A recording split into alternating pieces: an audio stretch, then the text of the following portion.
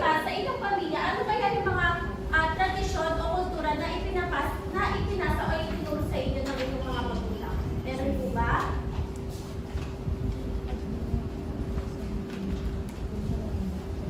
Yes, Bob? Siguro po yung isa po sa mga tradisyon namin is ngayon po sa tuwing kapaskuhan, bibigay po kami ng aguinaldo or ng regalo po sa kapatid. Ayan, mahusay. Ilang halimbawa pa dito ng pagpapanatili ng tradisyon at kultura ay yung pagturo sa atin ng mga magulang na tangkilikin ang mga lokal na produkto. With that, hindi lang natin sila nasusuportahan, kundi mas napapalakas pa natin o mas napagpapatibay pa natin yung kultura at tradisyon na meron tayo. Lalo na yung galing ng mga Pilipino. Sumunod naman, dalawang paraan.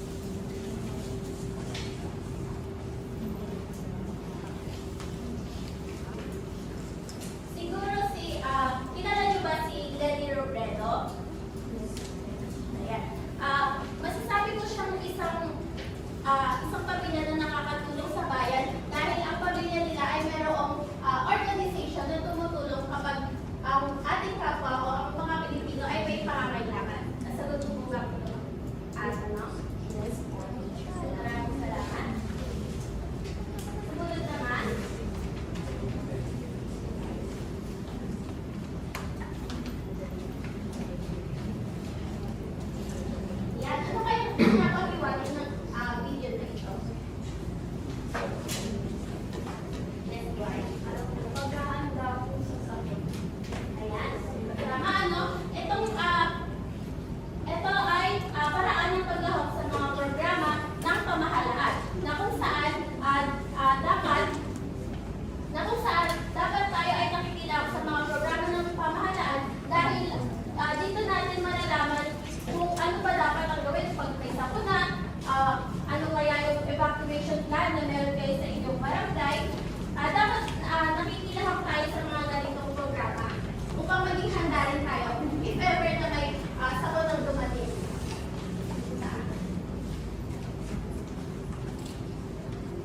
Ayan ang mga paraan ng pagtupad ng pamilya sa tungkulin sa bayan. Sa ikalawang bahagi naman, ano kaya yung mga kalagahan ng mga ating nabanggit, ano? Pero kung mapapansin nyo, meron tayong 4 na case. At iisa-isayin po natin siya. Ayan, kalagahan. Una ay kabutihan. Lahat ng mga nabanggit natin na pagtulong sa kapwa, paglahok sa mga programa, pagtutulong dito ng kabutihan sa ating bayan. Na kung saan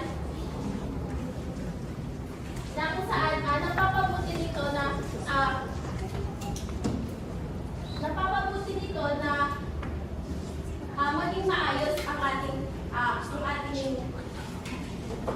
ating pamayanan. Sumunod naman ay katiwasayan. Ano ba yung napapansin niyo sa ating picture sa loob ng letter?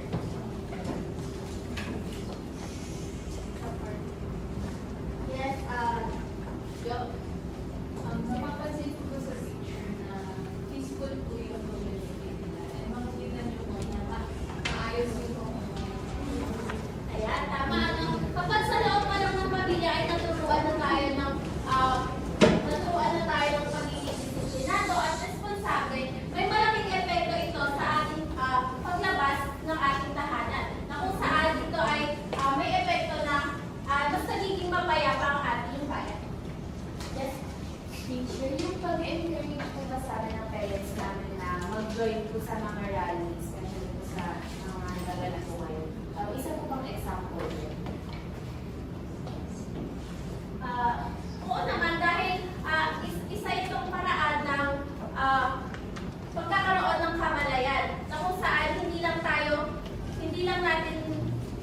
natin alam kung di gumagawa tayo ng aksyon na kung saan itong paraan na ito ay nagbibigay ng katiwasayan sa ating bayan. Nasagot ko po ba ang inyong katanungan? Opo. Maraming salamat. Sumunod naman ay kapayapaan. Katulad ng mga nabanggit natin kanina, gaya ng pagkakaisa, ang mga magulang natin, si nanay at si tatay ay nag-aaral, ay nagtatrabaho ng maigi, at kayong mga mag-aaral ay nag-aaral ng mabuti. Ayan ay may malaking dulot iyan sa kapayapaan ng ating bayan. Na kung saan, tinuturuan tayo na maging responsable mamamayan, disiplinado, sumusunod sa mga pagsunod sa mga batas. Ito ay nagdudulot ng kapayapaan sa ating bayan. Sumunod naman ay kaunlaran. Ano ang nakapansin niyo sa ating picture sa loob ng letter?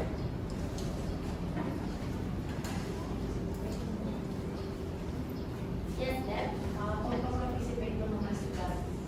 Ayan. Maraming salamat. Ito ay nagpapakita ng ito ay nagdudulot ng kaunlaran sa ating bayan na kung saan actively tayong nakikilahok, actively tayong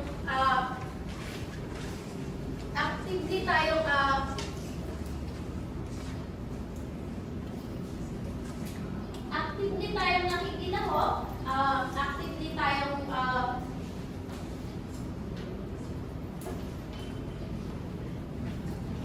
tumutulong sa ating kapwa. Nagbibigay ito ng kaunlaran sa ating bayan. Naiintindihan po ba? Focus, focus. Everyone focus.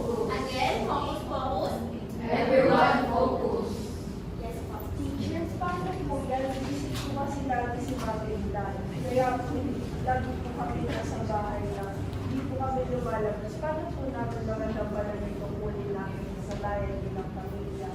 Wala din po kami nasa bahay at sila po yung sinabaho lang. Ikaw bilang mamamayan din, pwede mo silang hikayatin or subukan mo silang hikayatin na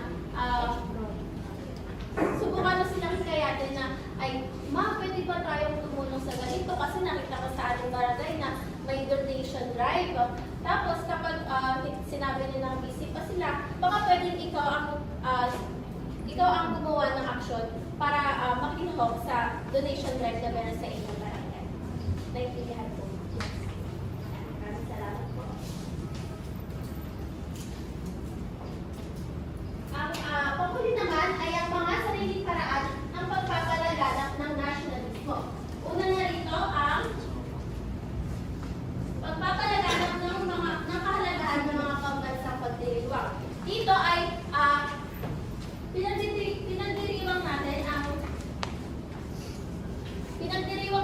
mga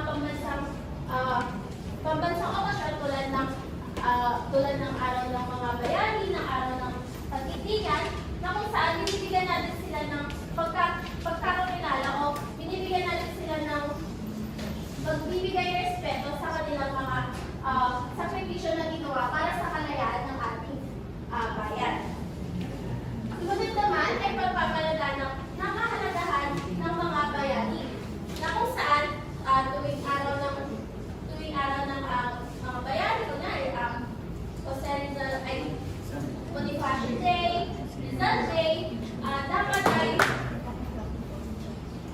dapat ay may sarili tayong paraan para mas malaman pa natin kung ano yung mga sakripisyo na ginawa nila para sa ikabubuti ng ating bayan. Sa inyong paraan na, sa inyong sariling paraan, paano nyo ginagawa na paano nyo mas kinikilala ang ating mga bayani? Meron ba kayong sariling paraan? Yes? Teacher, may tanong po ako. Kapag araw po ng bayani, di ba holiday po yun? Pero dinadala po kasi ako sa mall. Tama po ba yun? Hindi tama na siguro kasi kaya dinadala ka sa mall kasi holiday, kumbaga walang pasok din ng